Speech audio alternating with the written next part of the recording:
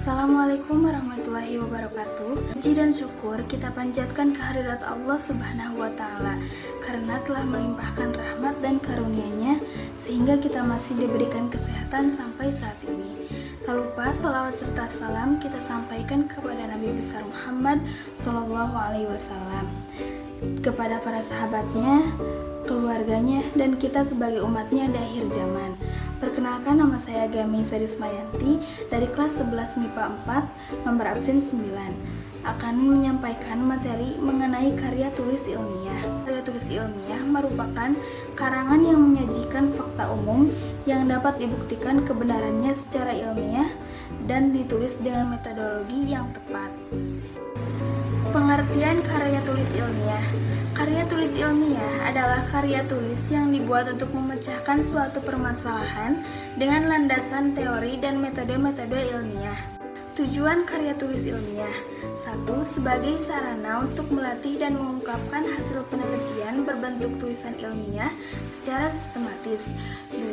Melatih kemampuan untuk menggabungkan berbagai sumber data dan sumber bacaan. Ketiga, menambah pengetahuan penulis terkait karya ilmiah yang sedang dibuat. Ciri-ciri karya tulis ilmiah. 1. Reproduktif, artinya karya ilmiah ditulis oleh peneliti atau penulis harus diterima dan dimaknai oleh pembacanya sesuai dengan makna yang ingin disampaikan. Nomor 2. Tidak ambigu. Ciri ini ada kaitannya dengan reproduktif. Sebuah karya ilmiah harus memberikan pemahaman secara detail dan tidak dikemas dengan bahasa yang tidak membingungkan. Yang ketiga, emotif, artinya karya ilmiah ditulis tidak melibatkan aspek perasaan dari penulisnya, sebab karya ilmiah harus memaparkan fakta yang didapatkan dari hasil analisis penelitian, bukan dari aspek subjektif dari penulisnya. Yang keempat, penggunaan bahasa baku. Menggunakan bahasa baku agar mudah dipahami. Penggunaan bahasa baku itu meliputi setiap aspek penulisannya, mulai dari sumber, teori, hingga penulisan kesimpulan. Ketidakbakuan pada tulisan karya ilmiah hanya akan membuat pembacanya bingung dan apa yang ingin disampaikan dalam tulisan itu tidak dipahami pembaca. Yang kelima, menggunakan kaidah keilmuan. Penulisan karya ilmiah harus menggunakan kaidah keilmuan atau istilah-istilah akademik dari bidang penelitian si penulis. Hal itu bertujuan untuk menunjukkan bahwa peneliti atau penulisnya memiliki kapasitas pada bidang kajian yang dibahas dalam karya ilmiah. Yang keenam, bersifat dekoratif. Artinya, penulis karya ilmiah harus menggunakan istilah atau kata yang memiliki suatu makna. Yang ketujuh, terdapat kohesi. Artinya, karya ilmiah harus memiliki kesinambungan antar bagian dan babnya dan tidak bertele-tele atau tepat sasaran. Yang kedelapan, bersifat objektif. Karya ilmiah harus memiliki sifat objektif. Hal ini sangat penting karena karya ilmiah tidak dibuat berdasarkan perasaan penulisnya. Karya ilmiah harus menunjukkan fakta-fakta dan data-data dari hasil analisisnya. Kesembilan, menggunakan kalimat efektif. Macam-macam karya tulis ilmiah. 1. Makalah. Makalah merupakan karya ilmiah yang menyajikan sebuah masalah yang penyelesaiannya mengandalkan berbagai macam data yang ada di lapangan. Karya ilmiah ini bersifat empiris dan juga objektif. Dalam penyajiannya, makalah biasanya dipresentasikan dalam sebuah kegiatan seminar. 2. Artikel. Artikel dapat diartikan sebagai karya tulis yang sengaja dirancang untuk memuat dalam jurnal ataupun kumpulan artikel yang dibuat dengan memperhatikan kaidah penulisan ilmiah dan mengikuti pedoman ilmiah yang berlaku. 3. Skripsi. Skripsi merupakan karya ilmiah yang dibuat oleh mahasiswa untuk bisa mendapatkan gelar sarjana S1. Skripsi membuat tulisan berisi pendapat penulis dengan mengacu ataupun berdasarkan teori yang telah diterbitkan sebelumnya. 4. Kertas kerja.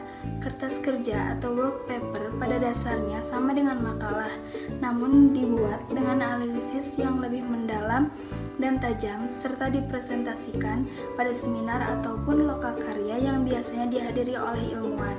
5. Paper. Paper adalah sebutan khusus untuk makalah di kalangan mahasiswa dalam kaitannya dengan pembelajaran dan pendidikannya sebelum menyelesaikan jenjang studi diploma, S1, S2, atau S3. Yang keenam, tesis. Tesis adalah karya tulis ilmiah mahasiswa untuk menyelesaikan program studi S2 atau pascasarjana yang bersifat lebih mendalam dibandingkan dengan skripsi. Yang ketujuh, disertasi. Disertasi diperuntukkan bagi mahasiswa program S3 atau meraih gelar doktor. Struktur karya ilmiah. Suatu karya ilmiah biasanya memiliki 3 bagian di dalamnya. 1. Pendahuluan. Bagian pendahuluan berisikan dasar-dasar penelitian ilmiah dilakukan, masalah yang diangkat, dan mekanisme penyelesaian masalah itu. 2. Isi dan pembahasan. Bagian isi dan pembahasan bisa terdiri dari 1 atau lebih bab. Jumlah bab pada bagian ini bergantung seberapa rumit pembedahan dan pembahasan dari bahan penelitian. Yang ketiga, kesimpulan. Bagian kesimpulan berisikan kesimpulan dari hasil analisis pada bagian isi dan pembahasan. Kesimpulan yang disampaikan pada bagian ini berupa penjelasan singkat dan padat. Berdasarkan uraian yang telah saya sampaikan, dapat ditarik kesimpulan bahwa karya tulis ilmiah adalah karya tulis yang dibuat untuk memecahkan suatu permasalahan dengan landasan teori dan metode-metode ilmiah. Dalam menulis karya ilmiah yang baik yaitu 1. Reproduktif, 2. Tidak ambigu, 3. Tidak emotif, 4. Menggunakan bahasa baku, 5. Menggunakan kaidah keilmuan, 6. Bersifat dekoratif, 7. Terdapat kohesi, 8. Bersifat objektif, 9. Menggunakan kalimat efektif. Saya berharap para pembaca dapat memahami dan lebih teliti dalam membuat karya tulis ilmiah. Sekian penjelasan yang dapat saya sampaikan. Mohon maaf apabila ada kesalahan. Terima kasih. Wassalamualaikum warahmatullahi wabarakatuh.